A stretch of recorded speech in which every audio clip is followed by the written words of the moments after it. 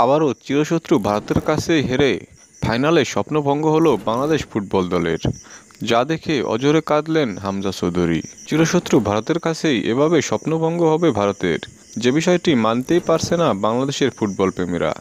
বারবার কেন ভারতের কাছেই হারতে হয় বাংলাদেশকে, এটি এখন বড় প্রশ্ন। টাইব্রেকার মানেই স্নায়ুযুদ্ধ। বাংলাদেশ ভারত ফাইনাল ম্যাচে টাইব্রেকার ছিল বেশ নাটকীয়তায়। বাংলাদেশের টাইব্রেকারের এক পর্যায়ে লিড নিয়েছিল, তবে ভারতের তৃতীয় শট পর্যন্ত এক গোলে পিছিয়ে ছিল বাংলাদেশ। বাংলাদেশের চতুর্থ পঞ্চম শট মিস করে ভারত চতুর্থ ও শেষ শটে গোল করে 4-3 ব্যবধানে বাংলাদেশকে হারিয়ে সাফের শিরোপা জিতে নেয়। এতে বাংলাদেশ লজ্জাজনকভাবে পরাজয় মেনে নিয়ে মাঠ ত্যাগ করেন। শেষ পর্যন্ত বুক চিতিয়ে লড়াই করে এভাবে ভারতের কাছে শেষ মুহূর্তে হারতে হবে বাংলাদেশকে, এটি যেন মানতেই পারছে না কেউ। এবারও সেই পুরনো শত্রু ভারতের কাছেই তীরে এসে তড়িয়ে ডোবালো বাংলাদেশ দল। শেষ পর্যন্ত ফাইনালেই হারতে হলো, তবুও লড়াই করেছে বাংলাদেশের ফুটবলাররা। এটি এখন সান্ত্বনা।